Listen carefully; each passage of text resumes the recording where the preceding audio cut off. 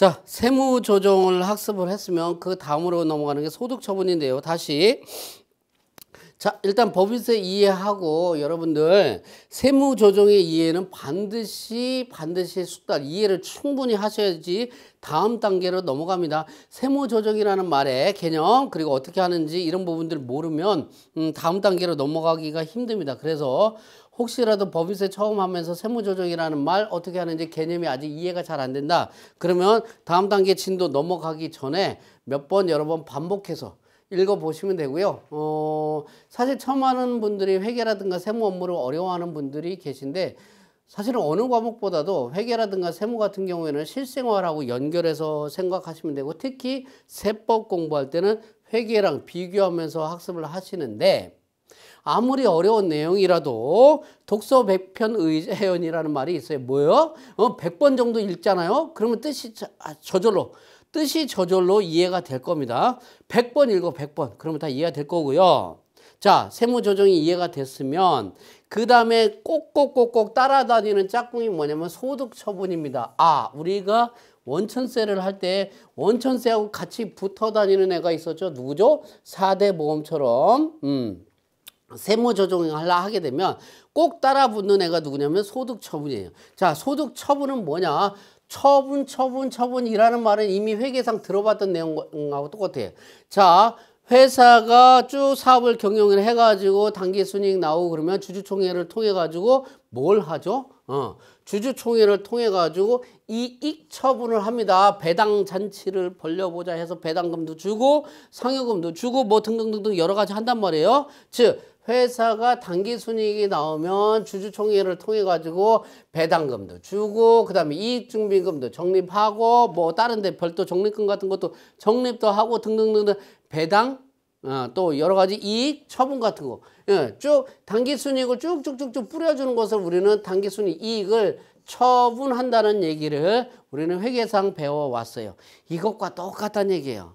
이것과 자 회계상 당기순이익하고 각 사업년도 소득의 차이가 뭐죠? 세무조정이에요. 즉 당기순이익에다가 플러스 마이너스 해가지고 세무조정을 해서 각 사업년도 소득금액을 계산하는데 자, 각 사업년도 소득금액은 회계상 당기순이익과 세무조정 금액으로 이루어질 때 당기순이익 금액은 이익 처분을 통해서 쭉 다 정리가 됐어요. 예를 들어서 이 중에서 현금 배당금을 지급을 했다 그러면 배당소득세가 과세가 되겠죠. 그렇죠? 이익준비금 등 적립, 별도 적립금 같은 거 기타 적립하는 거 적립해 있으면 그대로 오케이 됐고요. 그런데 세무조정 결과 이 부분에 대해서는요. 아직 처분이 이루어지지 않았어요. 그러면 처분해야 되겠죠. 이때 처분은 뭐라고 할까요? 세무조정 결과 각 사업년도 소득금액이 도출이 됐으니까 이때는 소득처분이라는 말을 쓰는데 회계상 이익처분과 소득처분의 논리라든가 개념이 유사하다라고 보면 돼요. 이익이나 소득이나 자 그랬을 때 소득처분은 어떻게 하느냐 소득처분의 의미는 뭐냐면 누가 가져가니 쫓아가서 귀속자를 밝혀서 세금을 부과한다든가 조치를 취하기 위해서 한다는 얘기예요. 자 예를 들어서 아까 세무조정 사항 중에서 예를 들어서 현금 매출 누락을 한 게 있어요. 현금 매출 누락을 했다는 얘기는 장부에 반영이 안 됐다는 얘기죠. 그런데 이 현금 매출 누락도 현금 매출금도 누구 거예요? 법인 거예요. 그러니까 현금 매출 누락도 당기순이익에 포함을 시켜서 세무조정을 통해서 각 사업년도 소득에 포함을 시키면서 법인세라는 걸 과세하겠죠. 그 다음에 현금 매출 누가 가져갔니? 대표이사가 가져갔는데요. 그러면 대표이사한테 마치 상여 급여 준 것처럼 봐서 근로소득세를 과세합니다. 이때 나오는 용어가 인정상여라고 얘기를 하죠. 인정상여. 상여는 아닐지 몰라도 상여처럼 해서 인정상여 과세하는 거고요. 그러니까 현금 매출 누락을 했다. 그러면 법인세 과세하고 그 다음에 대표이사 등 누가 가져가는지 찾아서 대표이사 등한테 상여 처분을 해서 추가적으로 소득세를 과세합니다. 자, 당기순이익 중에서 그 당기순이익의 플러스 마이너스 세무조정하는 과정 중에서 아까 40원 선수수익이 있었죠. 선수수익은 뭐예요? 소득에서 줄어드는 부분이죠. 그래서 이때는 처분을 마이너스 누가 가져간 게 아니네요. 그래서 마이너스 유보 처분이라는 걸 합니다. 이거는 나중에 다시 설명을 하고요. 자, 접대비 한도 초과가 돼가지고 이건 법인세가 줄어드는 부분이고요. 접대비 한도가 초과가 됐다. 그러면 접대비 한도 초과된 만큼 송금으로 부인해요. 그러니까 그만큼은 법인세가 과세가 되겠죠. 그런데 접대비 한도 초과된 부분을 보니까 어느 룸사롱에 갖다가 쓴 게 엄청나게 접대비가 한도 초과됐나 봐. 그렇게 계산할 수는 없는 거죠. 그래서 접대비 한도 초과액 같은 경우는 계산상의 금액이기 때문에 그냥 기타 사회 유치일이라고 그냥 표현을 합니다. 회사에서 빠져나간 거니까. 미지급 인건비는 소득이 줄어드는 상황이에요. 그래서 마이너스 유보 처분하고 법인세도 송금 부인하는데 법인세 누가 가져갈까요? 법인세 누가 가져가? 에? 국가에서 가져가. 그래서 국가한테 야 너가 가져갔구나. 너 세금 추가적으로 낼래? 이럴 수는 없는 거니까 기타 사유에 줄이는 처분을 합니다. 그래서 이 소득처분사항에서 유보사항은 이렇게 자본금과 적립금 조정명세서 을표에서 기재한다라고 되어 있는데 유보사항이 뭔지는 조금 이따가 살펴보고요. 기타라든가 기타 사유 유출 처분은 별도의 사후관리가 없는 거고 상여배당 이런 거 상여 이런 거 근로소득세 과세는 이런 부분은요 소득세 과세를 추가적으로 한다. 그래서 소득자료 명세서 작성하는 부분이 있는데 자, 소득처분의 개념은 회계상 이익처분과 마찬가지로 세무조정 결과 각성년도 소득이 증가하는 이 세무조정 부분에 한해서 소득처분이 이루어지더라. 그런데 이 소득처분은 어떻게 할 거냐? 소득처분의 유형을 보면 소득처분의 유형을 하기 전에 크게 세무조정은 입금산입과 입금불산입 그리고 손금산입과 입금불산입으로 나눠진다고 했을 때 입금산입과 손금불산입은 플러스 되는 과정이에요. 플러스. 그렇죠. 어디에? 각사업년도 소득금액에.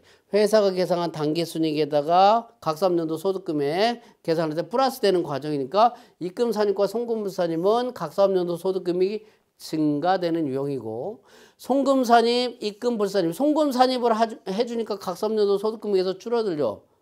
입금불산입을 하니까 각사업년도 소득금액에서 줄어드는 거죠. 그래서 요거는 마이너스 되는 효과를 갖고 있더라. 그래서 큰 유형은 플러스 유형이냐, 플러스 세무조정 유형이냐, 마이너스 세무조정 유형이냐에 따라서 소득처분에 대한 유형이 달라지는데 플러스 되는 것 중에서는 사외 유출, 사내 유보, 사외, 사내라는 말의 의미는 회사 내, 회사 밖의 의미입니다. 이것도 저것도 아닌 것을 기타라고 얘기를 하는데 대표적인 게 그래요. 내가 현금 매출을 했는데 현금 매출하면 회사 통장 안에 있는 게 아니라 회사 밖으로 빠졌어요. 사회 유출이 됐어요. 그래서 이걸 누가 갖고 가는가 봤더니 임원이 가져갔네 아니면 직원이 횡령할 수도 있어요. 그러면 상여 처분하죠. 법인세가 과세되고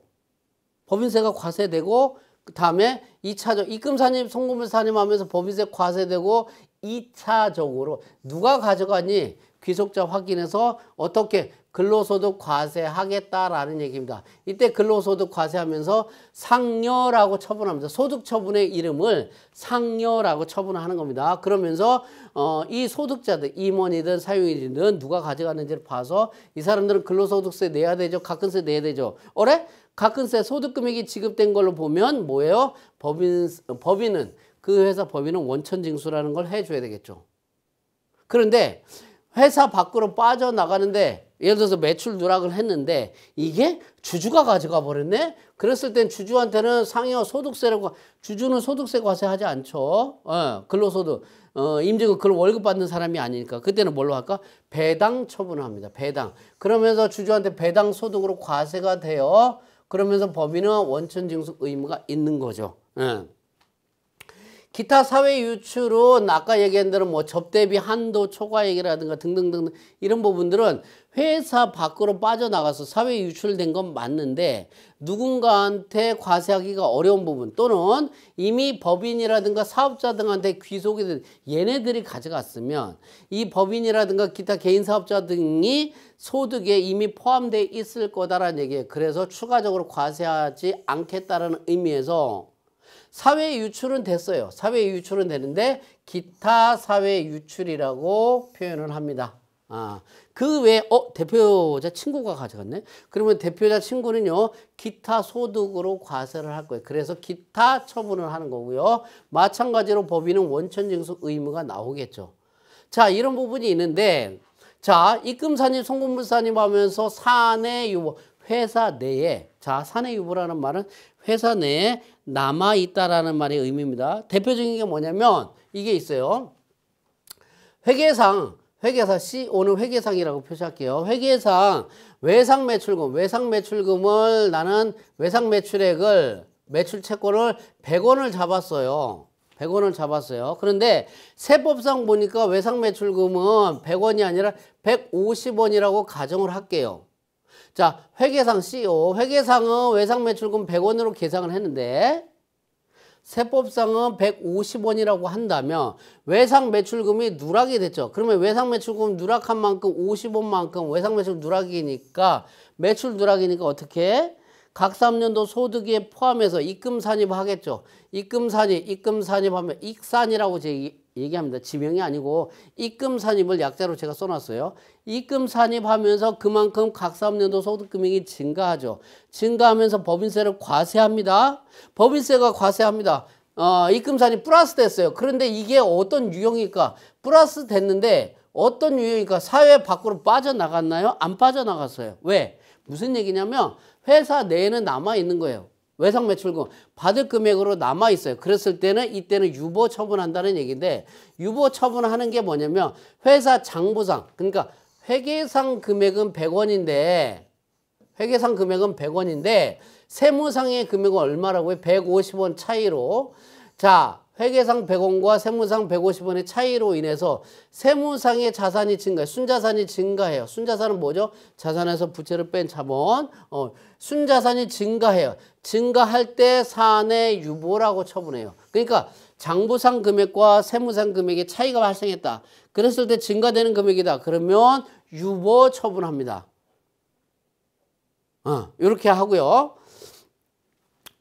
자, 이 금액은 언제 정리가 되느냐? 입금산입 50원 유보 처분한다면 이게 1기 때 이루어졌다고 한다면 2기 때 가서 다음 연도 가서 회사는 외상매출금 50원을 인식을 할 거예요.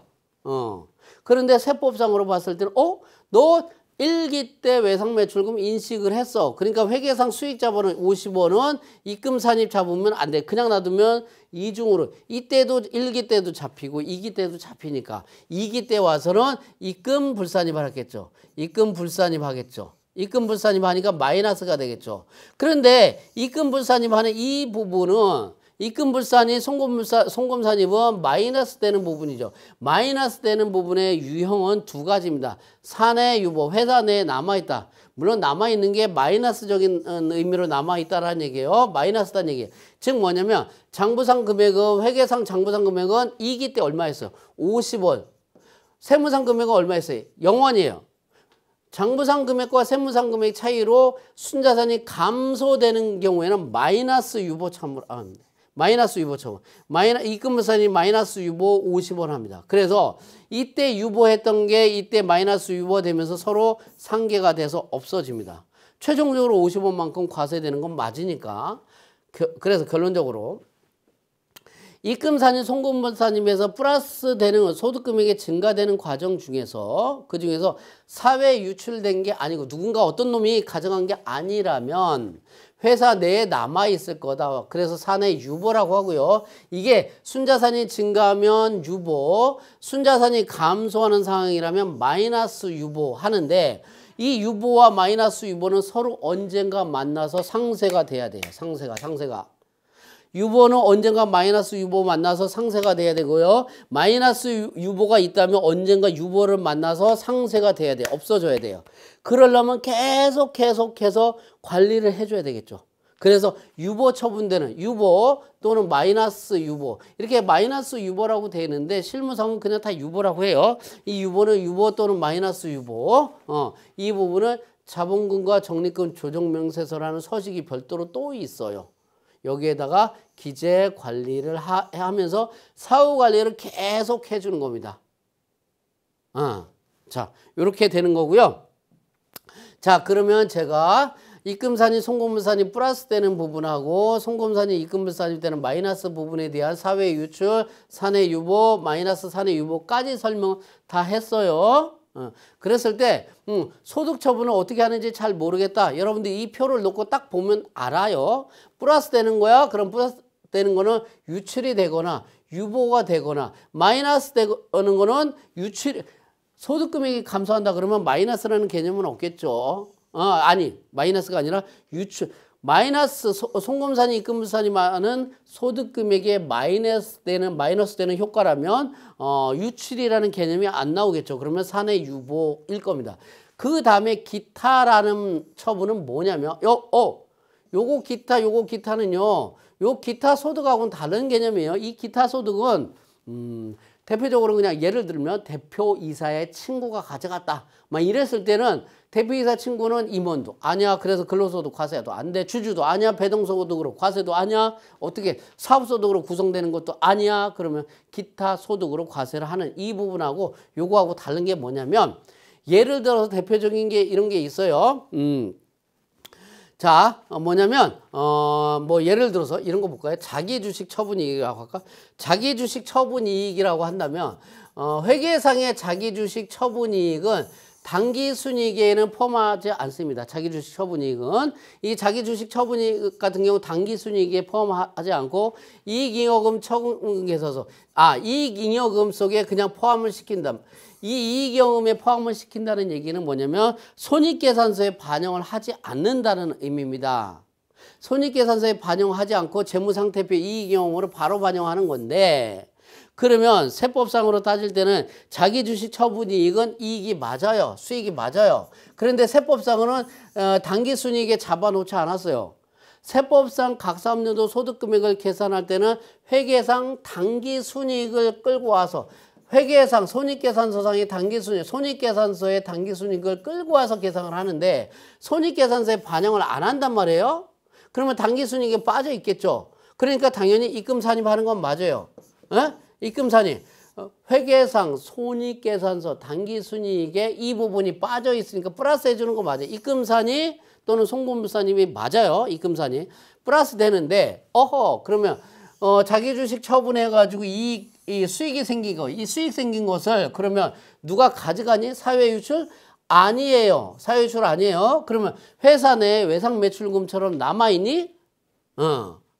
회사 사내 유보처럼 장부상의 금액과 세법상의 금액이 차이가 발생을 하니? 차이가 안 나요. 왜 그럴까요? 이 이익잉여금은 장부상의 금액 이익잉여금과 세무상의 금액은 똑같죠. 순자산의 금액이 동일해요. 장부상의, 즉 뭐냐면 자기주식 처분이익은 손익계산서상의 당기순이익에는 반영을 안 했지만 재무상태표에는 반영이 돼 있기 때문에 장부상의 금액과 세무상의 금액은 일치를 해요. 차이가 없어요. 이익잉여금 어디 있어? 자산은 부채 플러스 자본이라고 할 때 이 자본 항목에 이익잉여금에 이미 포함되어 있잖아. 그러니까 세무상, 장부상 금액과 세무상 차이도 없어. 사회 유출된 것도 아니야. 사회 유출도 안 됐어. 차이도 없어. 사내 유보 마이너스 사내 유보는요, 장부상 금액과 세무상의 금액이 차이가 있을 때, 차이가 있을 때 순자산이 증가되면 유보, 차이가 있으면서 순자산이 감소가 되면 마이너스 유보인데, 자기주식 처분이익 같은 경우에는 뭐예요? 이익잉여금 속에, 즉 장부상 금액과 세무상 금액에 똑같은 금액이 있다 보니까 차이도 없어. 그때 처분하는 게 기타 처분이다. 기타 또는 잉여금이다라고 표시를 해요. 물론 이런 부분이 나타날 가능성은 거의 여러분들은 없을 거예요. 굉장히 극히 드문 거니까 뭐 이런 부분들이 있다라는 정도 알아두시고요. 다시 이런 식으로 제가 정리를 쭉 했고요. 법인세라는 거 접대비 한도 초과액에 대해서 기타 사유 유출 처분하는 거 얘기를 했고요. 자, 이렇게 해서 소득 처분한 내용은 세무 조정한 내용 어디에다 기재했어요? 세무 조정한 내용은 소득금액 조정 합계표에 기재하면서 옆에 처분란이 있어요. 소득 처분한 내용은 그러니까 세무조정 입금산입, 송금부산입 또는 송금산입, 입금부산입 하면서 그러면서 금액 그리고 그 옆에다가 소득 처분을 같이 병기 기재하도록 하고 있고요. 또 하나 이 소득 처분의 사항 중에서 유보 또는 마이너스 유보되는 사항은 자본금과 적립금 조정명세서 여기에다가 기록해서 계속 사후관리하도록 하고 있습니다. 여기다가 하고 있어요. 이해가 되시죠? 자, 세무조정 소득처분은 여러분들이 반드시 이해를 하고 가셔야 되는 거고요. 거의 대부분의 내용을 차지하는 것뿐만 아니라 어떻게 보면 법인세법에서 가장 이해하기 힘든 부분이다라고 할 수 있는데 다시 이것을 쉽게 이해하려면 자, 세무조정의 논리는 결산 수정분기하고 비슷하다. 소득처분의 논리는 회계상 이익처분의 논리와 비슷하다. 라고 생각하시면 되고 사실 한 번 이렇게 얘기했다고 해서 이해는 어려워요. 그래서 여러 번 반복해서 여러분이 반드시 세무조정 그리고 소득처분은 이해하고 넘어가셔야 됩니다. 자, 여기까지 했다고 하면 어느 정도 개념이 정립이 됐으니까 이제 법인세 신고서 작성하는 업무 흐름을 대략적으로 보겠습니다. 자, 우리는 회계 기록을 통해서 재무제표 확정, 그리고 표준 재무제표 실행까지 다 됐어요. 회계관리에서 재무제표 확정하고 표준용 재무제표를 실행한다고 했죠. 각 재무제표에 들어가면 제출용, 관리용, 표준용이 있어요. 다 한 번씩 클릭하고 나오면 다 돼요. 그리고 나서 그것과 별개로 법인 조정에 들어가서 여기는 회계관리에서 한 거고 법인 조정에 들어가서 표준용 재무제표들이 쭉 나와요. 그것도 한번 들어가서 클릭하면서 한번 실행을 해줘야 되는 거고요. 자, 회계자료를 수정했다. 그러면 회계관리의 표준용 실행하고 법인 조정의 표준용 재무제표를 다시 실행해 줘야 된다는 얘기. 여기까지 쭉 다 됐으면 그 다음에 뭐부터 하느냐. 수익금액 조정 명세서라는 것을 작성을 합니다. 회계상 수익금액과 세법상 수익금액을 조정하는 명세서 이런 부분들이에요. 그래서 처음에 제일 처음 출발점으로 하는 게 수익금액 조정 명세서 작성하는 거 그리고 이 회사가 중소기업인지 아닌지 검토표 작성하는 거 물론 중소기업 기준검토표를 작성 이 자체로 되는 게 아니고 요 작성한 내용을 토대로 해서 회사 등록에 중소기업 여부를 체크하면 나머지 세무조정이 자동적으로 진행이 될 거고요. 세 번째는 재무제표에 따라서 세무조정하는 부분들이 있어요. 세무조정하는 게 크게 어떤 명세서 작성 없이 그냥 바로 화면에서 하는 부분들이 있어요. 법인세 비용 같은 거 뭐 명세서 작성 별도로 안 해도 됩니다. 송금부사집 사항 등은 표준손익계산서에서 F3 조정 등록 해가지고 기능을 통해서 입력하는 거 아니면 소득금액 조정합계표 및 명세서 화면을 열어서 직접 입력하는 재무제표에 의한 직접 세무조정하는 방법이 있고요. 직접적으로 세무조정하는 게 있고 그 다음에 조정 명세서를 별도로 작성해서 세무조정하는 게 있는데 쭉 있어요. 대손충당금, 접대비, 감가상각비, 업무용 승용차, 퇴직급여, 세금과 공과비 쭉쭉 이런 부분들은 각각 개별적으로 조정 명세서를 쭉 작성해서 세무조정사항을 반영을 합니다. 그러면 이제 소득금액 조정 합계표 작성이 되고 소득자료 명세서까지 소득자료 명세서를 소득자료 명세서는 잠깐 아까 설명을 했는데 뭐 인정상여, 배당, 인정 기타 소득 이런 부분이 발생을 하면 소득자료 명세서는 또 별도로 작성 관리해 줘야 돼요. 이 화면에서 또 설명을 할게요. 이렇게 해서 조정 명세서를 통해서 조정 명세서를 작성하고 세무 조정을 합니다. 그리고 나서 어디로 가느냐? 이제 세 공제, 세 감면 같은 게 있으면 그런 부분에 대한 자료를 작성하는데 일단 소득구분 계산서라든가 근로자 고용 현황이라든가 이런 부분들을 작성해서 여러분들이 자동적으로 반영이 될 수 있도록 합니다. 그러면서 공제 감면되는 사항들이 쭉 나와요. 창업 중소기업, 중소기업 특별세, 통합 투자세액공제, 통합 고용세액공제 각종 공제 감면들이 있다면 그건 여러분들이 찾아서 알아서 적용을 해줘야 되고요. 뭐 추가 납부 세액 계산이 있다든가 또는 세공제 조정명세서 이런 부분들을 작성을 합니다. 라고 세액공제 감면까지 다 작성이 되면 그 다음에 가는 게 신고서하고 부속서류를 작성을 하는데 뭐 원천납부세액 명세서, 가산세액 계산서, 자본금과 적립금 조정명세서 요거 얘기했죠. 유보사항 관리하는 부분. 그리고 최저한 세금 내야 되는 최저한세 조정명세서, 그리고 법인세 과세 표준 및 세액 조정계산서, 주식 등 변동사항 명세서, 법인세 과세 표준 및 세액 신고서, 그리고 지방소득세, 농어촌 특별세, 기타 성실신고 확인제도, 그리고 결성금 소급공제 되는 부분들을 쭉 이 순서대로 할 거예요.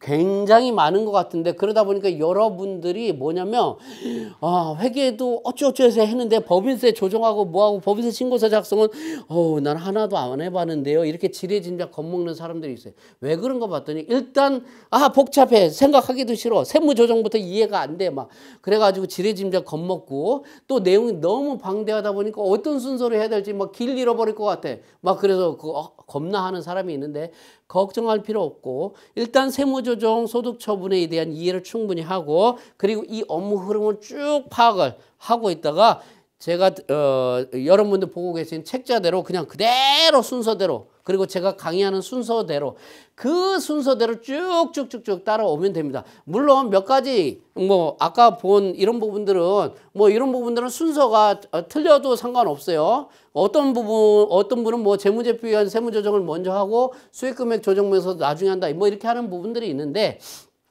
이런 부분들은 여기 안에서는 뭐 어떤 걸 먼저 해도 상관이 없는데 여러분들 헷갈리니까 아예 그냥 책대로 이 순서대로 쭉쭉쭉 따라오면 오류는 거의 없다라고 보시면 되고 걱정하실 게 없다라는 겁니다.